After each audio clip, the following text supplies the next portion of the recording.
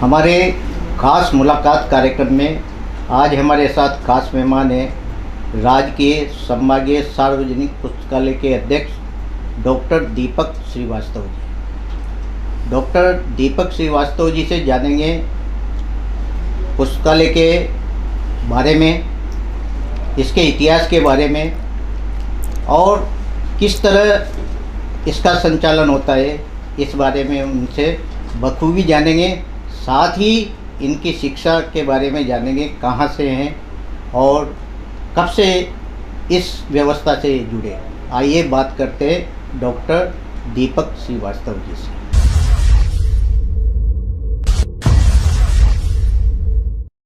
Doctor दीपक श्रीवास्तव जी, आपका हमारे studio में बहुत बहुत स्वागत है। बहुत बहुत धन्यवाद सर कि आपने हमें अवसर दिया कि हम हमारी बात को रख पाएँ और हमारे कोटा के जो वासी हैं वो जान पाएँ कि लाइब्रेरी से जुड़ी। सबसे पहले तो मैं बताना चाहूँगा कि जो मैं मूलतः तो अंता का निवासी हूँ। मेरा जो बर्थ है वो अंता में हुआ, सिंचाई विभाग कॉलोनी में। मेरे दादाजी यहाँ एएन थे और मेरे पिताजी डॉक्टर थे। तो मेरे पिताजी डॉक्टर थे तो वो लाखिरी एसी सीमेंट फैक्ट्री में रहे, फिर डी जयपुर उद्योग लिमिटेड में रहे, फिर उसके बाद वो फैक्ट्री बंद हो गई तो वो सपोर्टरा में निवास किए। तो हमारी एजुकेशन जो है वो जैसे जैसे हमारे पिताजी जहाँ जहाँ सफ़र करते रहे वैसे वैसे हम करते रहे।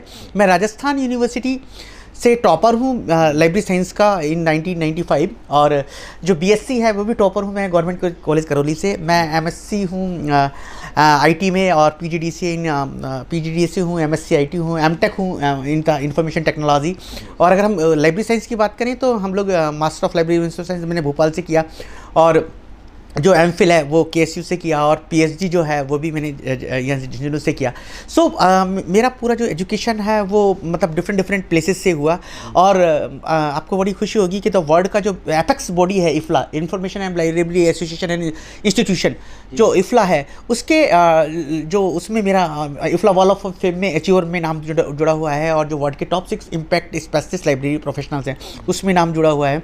और रिसेंटली अभी अगर आपने देखा हो तो जो वर्ल्ड का जो ग्लोबल पॉलिसी बन रहा है for the visually impaired service, library services for the visually impaired, उनके लिए मतलब जो है उसमें अवसर मिला। तो ओवरऑल एजुकेशन जो है और स्पेशली जो मेरा आईटी का जो पर्सोना है वो लाइब्रेरी में शिफ्ट हुआ, जिसकी वजह से आपको आईटी इनोवेशंस देखने को मिलते हैं। डॉक्टर दीपक श्रीवास्तव जी, जो डिविजनल लाइब्रेरी है जी, उसका इतिहास क्या है, हमारे दर्शकों को बताएं। हाँ, बहुत ही अच्छा आपने कहा कि बहुत सारे लोगों को नहीं पता है कि इसका पूरा हिस्ट्री क्या है। मैं बताऊँ कि ये 1910 मतलब 1910 में जो है ये एज ए पायोनियर लाइब्रेरी इसकी शुरुआत हुई। पायोनियर लाइब्रेरी का मतलब है कि कोई हेरिटेज कलेक्शन था उससे इसकी शुरुआत हुई, और 1956 में ये लाइब्रेरी जो है सरकार ने अधिग्रहित कर ली। लेकिन उस टाइम में यहाँ पे एक नगर सेठ हुआ करते थे, दानमल जी की जो हवेली है उसमें इस लाइब्रेरी की शुरुआत हुई। उसके बाद में 1994 में ये जो है जो अभी जो वर्तमान में जो दूरदर्शन का भवन है उसमें इसको शिफ्ट कर दिया गया। लेकिन क्या हुआ कि तत्कालीन कलेक्टर थी कुशाल सिंह, उनको कोई आदेश आया कि भाई जो ये हमें यहाँ पे दूरदर्शन का केंद्र स्थापित करना है तो इसको मतलब इस बिल्डिंग की हमें ज़रूरत है। तो उस लाइब्रेरी का अपना स्वयं का भवन होते हुए भी उसे यूआईटी की फर्स्ट बिल्डिंग में शिफ्ट कर दिया गया। फिर उसके बाद में जब वो उसकी फर्स्ट फ्लोर पे शिफ्ट हुई, उसके बाद में उसको लेटर ऑन ग्राउंड फ्लोर पे शिफ्ट कर दिया। लेकिन जैसे ही मैंने 2010 में ज्वाइन किया तो मैंने देखा कि ये लाइब्रेरी है वो काफ़ी सफ़र कर रही है, अपने निजी आवास में नहीं है। हमने राजा राम मोहन राय लाइब्रेरी फाउंडेशन कोलकाता की मदद से और जो हमारा department of language and library की मदद से एक मतलब जॉइंट फिनेंशियल एफर्ट्स की से हमने नए भवन में हम लोग 2013 में आए, और 2013 में नए भवन से ही शुरुआत की। और आज की तारीख में आपको खुशी होगी कि we are the number 1 in the talk show in India, we are the number 1 in the LGBT services in the Rajasthan and the second position in the India, और जो फर्स्ट है वो केरला का है। म्यूजिक लाइब्रेरी सर्विसेज में भी हम first हैं। तो अगर हम यूँ देखें तो हमने जितना कोशिश की 2010 के बाद वो आज दिखती है, और लोगों को मतलब पता लगता है कि कई बार क्या होता है हम लोग कहने को तो डिजिटाइजेशन कह देते हैं, कहने को तो ऑटोमेशन लाइब्रेरी सर्विसेज कह देते हैं, लेकिन ऐसा होना चाहिए, ऐसा दिखना चाहिए, ऐसी चीज़ें मिलनी चाहिए। लेकिन हमें फ़क्र है कि हम लोग कोटा वासियों को ये सेवा दे पा रहे हैं। डॉक्टर श्रीवास्तव जी, जब 1631 में कोटा राज्य की स्थापना होगी, उसके बाद 1954 में शायद ये अस्तित्व में है। हाँ हाँ बिल्कुल। तो ऐसा भी कहा जाता है कि इसको एक मोबाइल वैन से संचालित किया जाता था। बिल्कुल सही कहा आपने। और जो साहित्य सामग्री थी पाठकों तक पहुंचाई जाती थी, ऐसा है क्या है? बिल्कुल सही कहा आपने, और आपने बिल्कुल सही कनेक्ट किया। जब 1910 की बात है, 1910 के बाद से जब ये थी, तो ये एक मोबाइल लाइब्रेरी थी। यहाँ पे एक जीप हुआ करती थी, सरकार की तरफ से एक जीप दी हुई थी, उसमें किताबों को संग्रहित किया जाता है और दूर दराज के इलाकों में उनको ले जाया जाता है। ये एफर्ट्स अगर आपको शायद जानकारी में मैं लाना चाहूँ तो हमने अभी 2018 में भी इस प्रोजेक्ट को दोबारा से लाने की कोशिश की थी। तो वो प्रोजेक्ट अप्रूव तो हुआ, लेकिन उसमें एक प्रॉब्लम आई कि कोई आदमी इसको मतलब बस को गिफ्ट करे। सो कोटा में बुक के लिए कोई गिफ्ट करे तो वो शायद थोड़ा मेरे लिए चैलेंज था। और मुझे लगता है भविष्य में अगर कोई ऐसा अवसर आया कि जब कोई बुक मतलब एक मोबाइल वैन को या मोबाइल बस को उनका कंडीशन है कि जो तो वो गिफ्ट करे, तो शायद वो लोग हम लोग फ्यूचर में भी इसको, क्योंकि अगर हम देखें तो परिस्थितियाँ सेम हैं। पहले ट्रांसपोर्टेशन के साधन नहीं होते थे तो मुश्किल होती थी, लेकिन अब कोटा शहर इतना बड़ा हो गया है कि आप सबसे कोई भी आदमी 100 रुपये खर्च करके लाइब्रेरी नहीं आना चाहता। So at the remote of the end, मतलब उसके घर पर ही किताबें मिले या घर पर ही उसको सुविधा मिले, तो ये ऑनलाइन एक्सेस से संभव तो हो पाया। लेकिन फिर भी कहते हैं कि फिजिकल फ्लोर, जैसे हम लोग जब किसी सिटी मॉल में जाते हैं और चीज़ों को एक्सप्लोर करते हैं, उसका अपना आनंद होता है, किताबों को भी अपने एक्सप्लोर करने का आनंद होता है। तो उस पर्सोना के लिए चाहिए कि कोई ऐसी सर्विसेज आए। Doctor Srivastava ji, divisional library बहुत बड़ी लाइब्रेरी आप बता रहे हो, कोटा संभाग की, हाँ, कोटा संभाग की सबसे बड़ी लाइब्रेरी, सबसे बड़ी लाइब्रेरी है। इसमें किताबों का भी संग्रह है, किस तरह इसका रखरखाव आप करते हैं? बिल्कुल सही कहा। पहली बात तो मैं बताऊँ आपको कि हमें ये समझना पड़ेगा कि आज जो लाइब्रेरीज़ के सामने चैलेंज है, स्पेशली पब्लिक लाइब्रेरीज़ के सामने जो चैलेंज है वो गूगल से है। कई लोग ये कहते हैं कि हमारे पास सॉल्यूशन है, why we should visit the मतलब लाइब्रेरी, कि जब हमारे पास गूगल है तो हम लाइब्रेरी को विजिट क्यों करें। मेरा सवाल ये है कि बहुत ही कम लोग ये जान पाते होंगे कि जो टोटल कंटेंट है, पूरे वर्ल्ड का टोटल कंटेंट है, उसका 15% ही मतलब गूगल से आप एक्सेस कर सकते हैं। यानी कि 85% तो जन सामान्य एक्सेस ही नहीं करता। जब 15% ही एक्सेस कर पाते हैं, उसके अगेंस्ट जो आपका फिजिकल फ्लोर है, आपकी लाइब्रेरी है, वो वेरीफाइड इंफॉर्मेशन। आपको शायद याद आ रहा हो, तो जब पैंडेमिक स्टार्ट हुआ तो WHO ने कहा कि we are not worried with the pandemic. हम लोग पैंडेमिक से चिंतित नहीं है, हम कोविड से चिंतित नहीं है, we are the very worried with the infodemic. मतलब हम लोग इंफोडेमिक मतलब है कि हम लोग सूचनाओं के भ्रामक प्रसार से, mall information, miss information, fake information, यही कारण है कि क्यों हम लोग वेरीफाइड चैनल्स पे न्यूज़ देखना चाहते हैं। भाई अगर आप STN की न्यूज़ देखते हैं तो वो पहले वहाँ पे एडिटर डेस्क होता है, उसे चेक करता है, वेरीफाई करता है इंफॉर्मेशन ठीक है नहीं है। आज आपने देखा होगा बहुत सारे ऐसे स्टेशन हैं, बहुत सारे ऐसे प्लेटफॉर्म है, कोई भी आदमी अपना यूट्यूब पे अपलोड कर देता है तो उसका वेरीफाइड इंफॉर्मेशन हो, वेरीफिएबल इंफॉर्मेशन हो। तो जब हम चाहते हैं कि कोई अच्छी इंफॉर्मेशन हो, वेरीफाइड इंफॉर्मेशन हो, रिसोर्सेज हो, तो आपको लाइब्रेरी में आना पड़ता है। गूगल में एक और प्रॉब्लम है, गूगल आपको थाउजेंड्स आंसर देता है। से फॉर एग्जांपल उसे पता ही नहीं है कि जो आपको एक्सेस कर रहा है वो छोटा बच्चा है या कोई MBBS डॉक्टर है या कोई सीनियर सिटीजन है। जैसे आपने कैंसर डाला तो हजारों की इंफॉर्मेशन है, लेकिन जब आप लाइब्रेरियन के पास जाते हैं तो आपको पता होता है, उसे पता होता है कि यार ये 4 साल का बच्चा है, इसको कैंसर पे कितनी इंफॉर्मेशन देनी है, और एक ये जर्नलिस्ट है, इसको कैंसर पे कितनी इंफॉर्मेशन चाहिए, एक डॉक्टर है, उसका कैंसर पे कितना इंफॉर्मेशन चाहिए। तो ये information need and seeking behaviour का जो एटीट्यूड है वो कौन अंडरस्टैंड करेगा? लाइब्रेरियन करेगा। That's the library are still important. कई लोग कहते हैं कि लाइब्रेरीज खत्म हो जाएगी, नहीं, स्टिल इंपॉर्टेंट। अगर जर्नलिस्ट है, अगर दिन भर में 1 घंटे भी वहां जाके एक्सप्लोर करता है तो उसको समझ में आता है कि ABCD क्या है, आर्टिफिशियल इंटेलिजेंस क्या है, ब्लॉकचेन टेक्नोलॉजी क्या है, साइबर सिक्योरिटी क्या है, डेटा एनालिटिक्स क्या है। आप सोचिए तो सही, जब भी आप राइटिंग करते हैं, जब लिखते हैं तो उसके बहुत इंपॉर्टेंट है कि आप उसको ऑब्जर्व करें, स्टडी करें, और स्टडी के लिए बहुत इंपॉर्टेंट है कि आपका जो कलेक्शन है ना वो फाइन ट्यून होना चाहिए। अब आप कहेंगे कि लाइब्रेरी, जैसे सर ने पूछा कि कलेक्शन को मैनेज कैसे करते हैं, हम लोगों के पास सिस्टम है कि हम लोग ये पता लगाएं कि कौन कौन से लोग हमारे लाइब्रेरी में आते हैं। जैसे आप समझिए, जैसलमेर की नीड अलग होगी लाइब्रेरी की और हमारी नीड अलग होगी। हमारे यहाँ साहित्यकारों का इंटरेस्ट अलग होगा, वहाँ के साहित्यकारों का इंटरेस्ट अलग होगा, हमारे यहाँ जर्नलिस्ट का इंटरेस्ट अलग होगा, हमारे यहाँ की किस तरह की, जैसे मान लीजिए हमारे यहाँ साइंस एंड टेक्नोलॉजी के बच्चे ज़्यादा आते हैं तो हमें नेचुरली हमारे कलेक्शन में साइंस एंड टेक्नोलॉजी को बहुत तवज्जो देनी पड़ेगी। हमारे यहाँ साहित्यकार आते हैं तो उनके इंपॉर्टेंट, हाड़ौती के लेखक है तो हाड़ौती के उसको रखना पड़ेगा। फिर हमको क्या चाहिए कि हम उनकी बिहेवियर की स्टडी करें। अगर जो कलेक्शन हमारे यहाँ यूज़ ही नहीं होता, से फॉर एग्जाम्पल मान लीजिए कि हमारे यहाँ उर्दू के केवल 3 ही लोग आते हैं, सो हमें फिर प्रोपोर्शनेट रखना पड़ता है कि अगर टोटल बजट का अगर हम इतना % इस पे खर्च करते हैं तो इतना, जितने इस पे % है उसका खर्च करें। इस तरह से library manage. Doctor Srivastava ji, संभा की सबसे बड़ी जो लाइब्रेरी है, इसको आपने आधुनिकता की तरफ लेके गए, तो हाँ। किस तरह एक सिस्टम बनाया है आप? ये आपने बहुत सही कहा। इसके लिए पहले ही बात तो कई बार क्या होता है, जब भी कोई विपरीत परिस्थिति आती है तो लोग घबराहट में जीते हैं। लेकिन मैं सौभाग्यशाली हूँ कि जब कोविड आया तो हमें अधिकतर लोगों के बारे में तो हमने यही सुना है कि भाई कोविड में लोग ऑफिस नहीं ट्रैवल करते थे या बहुत, लेकिन हमें ये अवसर मिला कि हम लोग कभी भी पब्लिक लाइब्रेरी एक ऐसी लाइब्रेरी है, ये कोई स्कूल की लाइब्रेरी नहीं है कि गर्मी की छुट्टी हो गई तो बंद कर दिया, या कॉलेज की लाइब्रेरी नहीं है कि भाई कॉलेज के प्रिंसिपल ने कह दिया तो कि आप नहीं आएंगे। पब्लिक लाइब्रेरी मतलब एक जो डिस्टेंस एजुकेशन, या यूँ कहें कि लाइफ लॉन्ग एजुकेशन, आजीवन सतत शिक्षा का माध्यम है पब्लिक लाइब्रेरी। और वहाँ पर कोई भी आदमी without the caste, creed, age, sex, बिना किसी जाति धर्म वगैरह के कोई भी आदमी प्रवेश ले सकता है, चाहे वो असाक्षर हो वो साक्षर हो। और हमारी ड्यूटी क्या बनती है पब्लिक लाइब्रेरी में कि हम लोग हर वर्ग और हम कम्युनिटी, इसीलिए पता है पब्लिक लाइब्रेरी को क्या बोलते हैं, कम्युनिटी सर्विसेज बोलते हैं। हम तय करें कि हमारी कम्युनिटी क्या है। हमारे यहाँ दृष्टिबाधित आते हैं तो हमें दृष्टिबाधितों के लिए सेवाएं देनी है। हमारे यहाँ ट्रांसजेंडर्स आते हैं तो उनके लिए स्पेसिफिक सर्विस। अभी आपने रिसेंटली देखा होगा पूरे भारत में कर्नाटक के बाद में ये पहली लाइब्रेरी जिसने नॉमेडिक्स के लिए लाइब्रेरी सर्विसेज स्टार्ट की।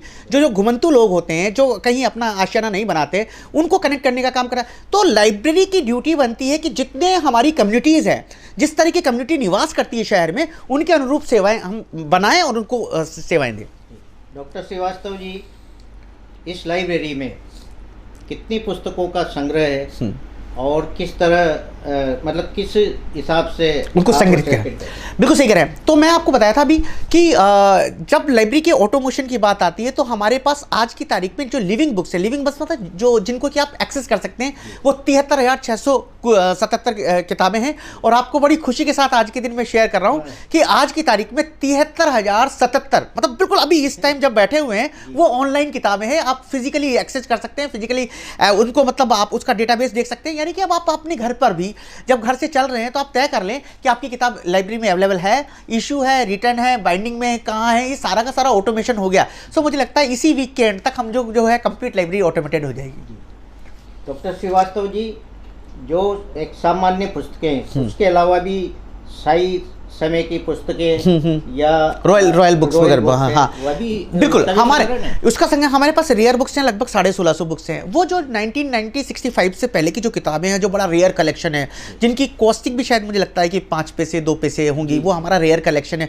वो यूँ सही पूछो तो आप हमारा जो है ना वो स्पेसिफिक कलेक्शन है जो कहीं भी आपको मिलेगा ही नहीं। इवन तो हमारे पास जो म्यूजिक लाइब्रेरी है उसमें बहुत कम लोगों को पता होगा कि मतलब हमारे पास लगभग 15 से 16 हज़ार ऐसे सॉन्ग्स हैं जिनको कि गूगल पे आप नहीं सर्च कर सकते या नहीं अवेलेबल है, लेकिन जो ओरिजिनल उनकी जो लिरिक्स है वो है हमारे पास कलेक्शन में मौजूद है।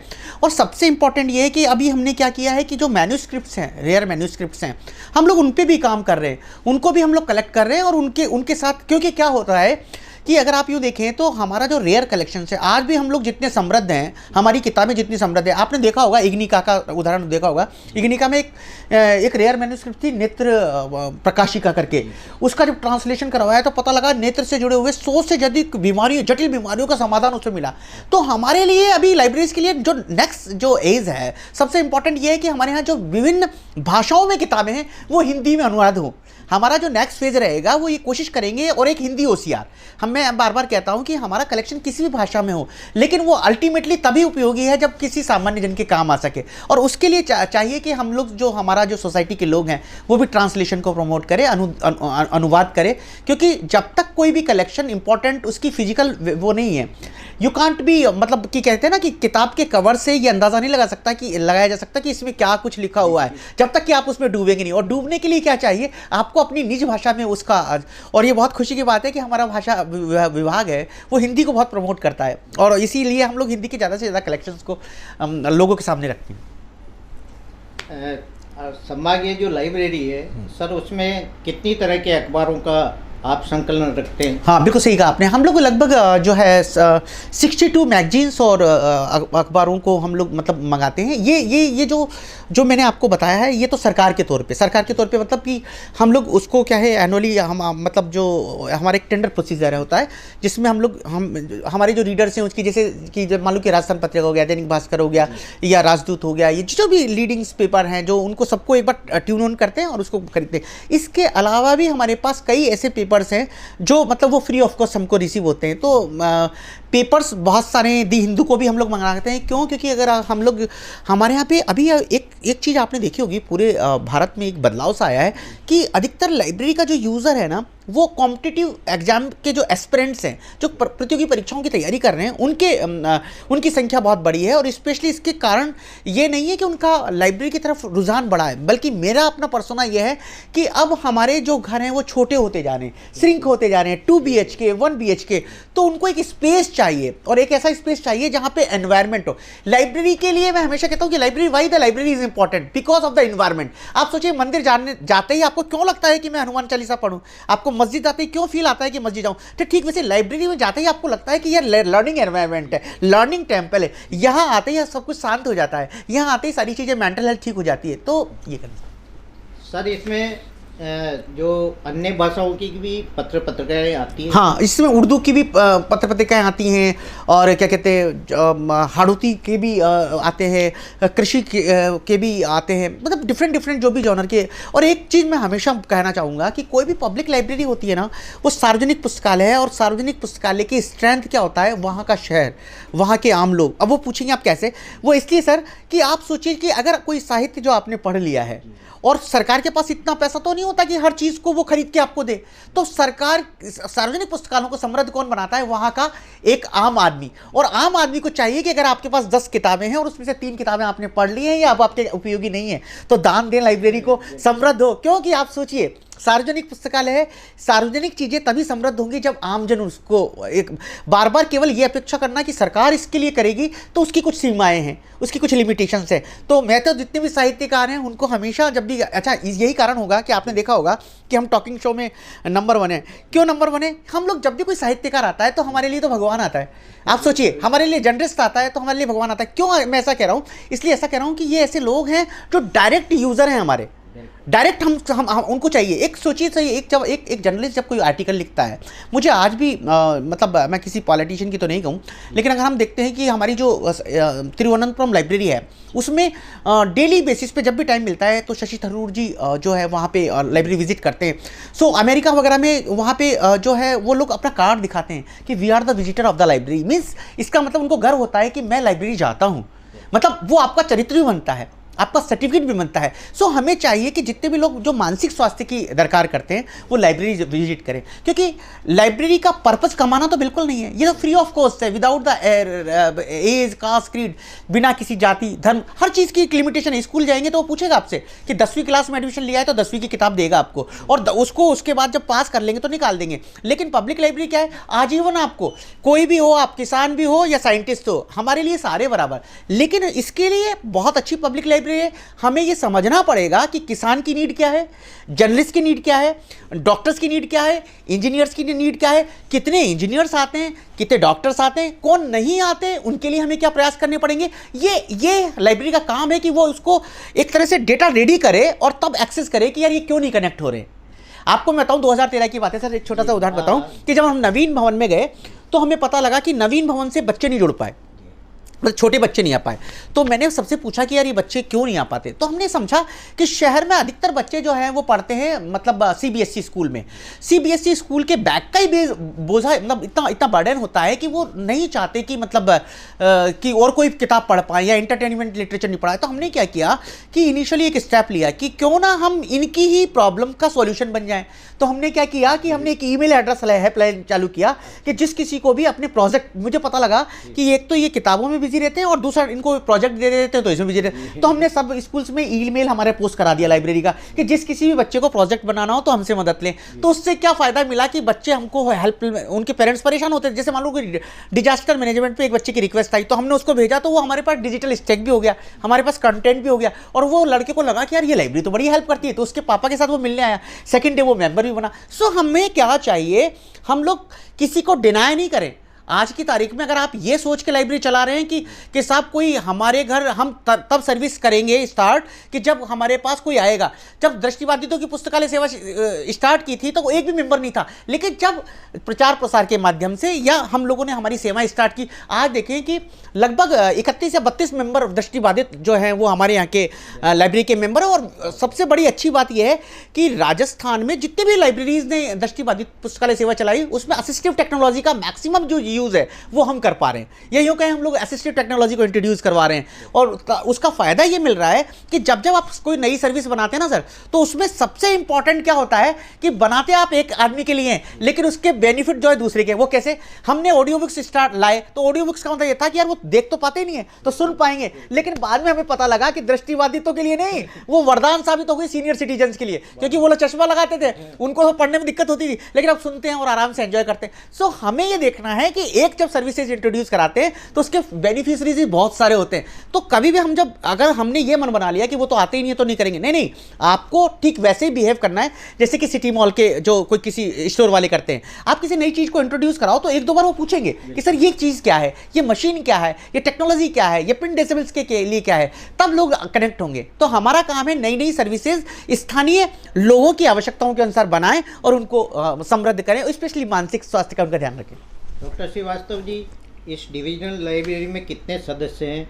हाँ, आज की तारीख में मतलब ऐसे तो बहुत सारे सदस्य हैं लगभग। अभी अगर अच्छा एक और चीज़ है, हमारे यहाँ पे क्या होता है कि हमने एक मन बनाया है कि हम जब भी समाज के साथ जाएं या समाज को कोई चीज़ें बताएं तो वो रियलिस्टिक हो, क्योंकि अगर आप देखें तो पूरा का पूरा देश जो है वो जो है वो ई गवर्नेंस की ओर जा रहा है, या यूँ कहें कि ट्रांसपेरेंसी की ओर जा रहा है। हमने हमारे यहाँ पे एक कैमरा लगाया हुआ है जो फुटफॉल्स को बताता है कि एक्चुअल फुटफॉल्स कितना है, कितने लोग आपके यहाँ लाइब्रेरी में एंटर किए, कितने लोग एग्जिट किए। तो अभी की पोजीशन देखें तो 500 से 700 लोग जो है लाइब्रेरी को विजिट करते हैं, यानी कि फ्रिक्वेंटली आते हैं, जाते हैं, अपना एंटरटेन करते हैं।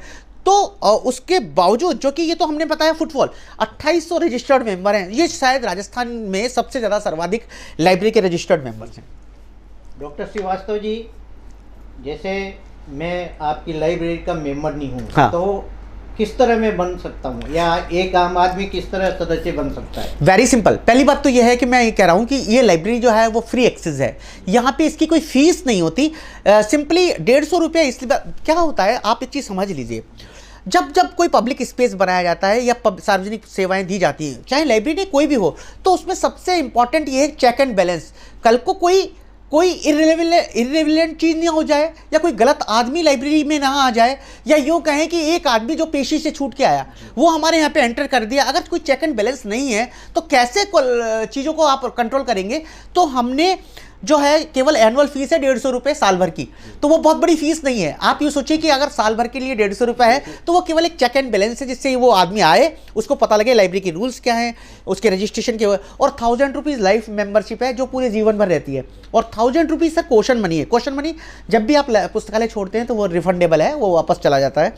इसके अलावा 50 रुपीज़ जो मंथली मेंबरशिप है जो लोग कॉम्पिटिशन की तैयारी करें उनके लिए है। डॉक्टर श्रीवास्तव जी, किन किन संस्थाओं को आप निःशुल्क पुस्तकें उपलब्ध कराते हो?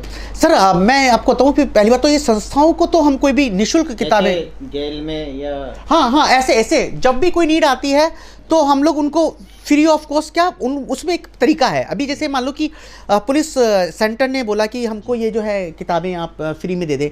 हमारे यहाँ दो चीज़ें समझनी पड़ेंगी। हमारे यहाँ पे आम लोग आते हैं और हम लोग सेवाएं उनके लिए ही बनाते हैं, और लाइब्रेरी को इतनी परमिशन नहीं है कि वो एक किताब की 10 कॉपी खरीदे, वो मैक्सिमम 2 या 3 कॉपी खरीदती है।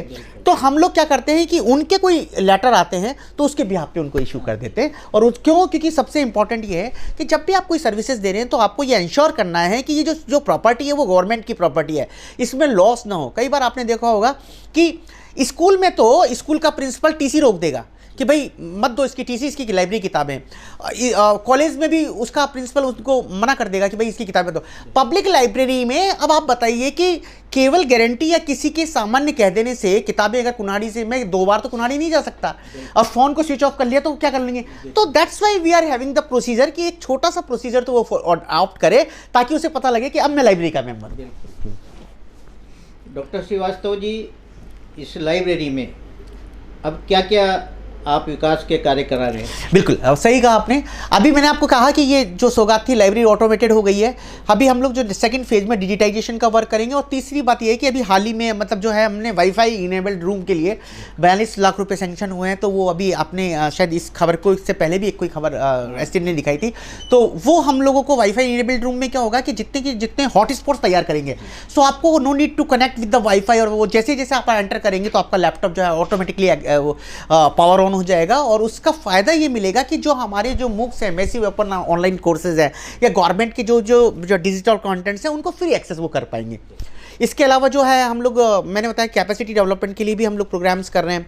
और जो सिक्योरिटी है, RFID एक हमारा बहुत मोस्ट अवेटेड प्रोजेक्ट है जो एंटी थेफ्ट के लिए है। उसके लिए हमने मतलब उसको सैंक्शन के लिए नेशनल मिशन ऑन लाइब्रेरीज को भेजा हुआ है। एज सून जैसे ही वो वहाँ से सैंक्शन हो जाएगा तो जो लाइब्रेरी है वो RFID से कनेक्ट हो जाएगी। सर, इस बार साहित्यकारों को भी आपने काफ़ी प्रमोट किया। हाँ। और कई दबे पुड़े जो साहित्यकार थे उनको भी सामने लाए। हाँ। तो इस तरह का नवाचार कैसे होता है आप? सर, सबसे इम्पॉर्टेंट ये है कि मैंने ये देखा कि peoples just recall to the top authors. जैसे मान लीजिए कि उनको ये तो पता, हमारे यशस्वी प्रधानमंत्री जी ने एक बात कही थी, now the time to promote the global, मतलब सॉरी लोकल, मतलब ग्लोबल टू लोकल। आप ये सोचिए कि हमारे लोगों को रामधारी सिंह दिनकर का तो आइडिया है, लेकिन एक छोटा सा पुजारी जिनका नाम देव की दर्पण जी है, मैं छोटा सा उदाहरण ले रहा हूँ। जो आदमी पूजा करता है, बड़ी मुश्किल से घर चलाता है, वो आदमी किताबें लिखता है, उसका पैशन है कि समाज को वो शिक्षित करे, एजुकेट करे। उनकी ड्यूटी किसकी है ये कि उनको लाइमलाइट में लाए? हमारी ड्यूटी है सर कि हम उनको लाइमलाइट में लाएं और उनको बताएं कि ये आदमी लेखन करता है। एक बच्चा जो भैसे भगत किताब लिखता है, 35,000 रुपए के रिसर्च पेपर खरीदता है, उसके बाद वो किताब लिखता है। किसकी ड्यूटी है? हमारी ड्यूटी है कि हम बताएं कि हमारे भी ये रियल हीरोज हैं जो समाज को शिक्षा देने का काम करता है, या उसको जो कंटेंट रिसर्च कर रहा है उसको कौन वो करेगा। सो हमारे लिए ड्यूटी बनती है कि जो हमारे जो स्थानीय साहित्यकार हैं, स्थानीय जो अच्छे जो नवाचार कर रहे हैं, उनको आगे लाएं। क्योंकि अल्टीमेटली जो हमारे लाइब्रेरी का काम है, जो सार्वजनिक पुस्तकालय का काम है, जो भी लेखन के क्षेत्र में अच्छा कर रहे हैं उन्हें सामने लाएं और एक सेतु का काम करें कि जहां पे श्रेष्ठ जो लेखन करते हैं वो तो मौजूद हो ही हो, उनकी सानिध्य में, उनकी मंच में वो लोग आएं और अपनी बात को कहें। क्योंकि हमेशा से जब तक हम लोग उनको प्रमोट नहीं करेंगे तो फिर कौन प्रमोट करेगा। और साहित्य से जुड़ा हुआ आदमी और साहित्य हमारा मतलब मूल कर्तव्य ये है कि जो कुछ ज्ञान हमारे पास मौजूद है उसे वहां तक पहुंचाएं। जो father of Indian library science थे डॉक्टर एस आर रंगनाथन, वो तो कहते थे कि जो किताब जिसके लिए बनाई गई है उस तक पहुंचाने का दायित्व तो हमारा है। तो वो कैसे संभव हो पाएगा? तब हम उनको प्रचारित करेंगे, हम उनके बारे में बताएंगे कि भाई ये किताब आपके लिए है। जैसे देखिए, आप बलिदान दिवस था तो हमें खूब नोटिस था कि एक बच्चे ने, युवा ने, किशन प्रणय ने ये किताब लिखी है भैसे भगत। हमारा राइट टाइम था, हमने उनको बुलाया और कि आप यहाँ पे एग्जीबिट करें। तो सही समय पे सही चीज़ को एग्जीबिट करना ये भी हमारा दायित्व है। क्योंकि अगर सही समय पे सही चीज़ें नहीं करी तो हमें भी ईश्वर माफ़ नहीं करेगा। क्यों? क्योंकि साहित्य तो कम से कम मतलब मेरी तो ड्यूटी है कि मैं उनको रखूँ। ये थे हमारे साथ डिविजनल लाइब्रेरी अध्यक्ष डॉक्टर दीपक श्रीवास्तव जी। डॉक्टर दीपक श्रीवास्तव जी ने लाइब्रेरी के बारे में, इसके इतिहास के बारे में बताया और साथ ही किस तरह इसका आधुनिकीकरण किया जा रहा है और किस तरह ये नवाचार करके और लेखकों को, साहित्यकारों को आगे ला रहे हैं। ये हमारे स्टूडियो में पधारे। बहुत बहुत धन्यवाद। बहुत बहुत धन्यवाद सर, बहुत बहुत थैंक यू।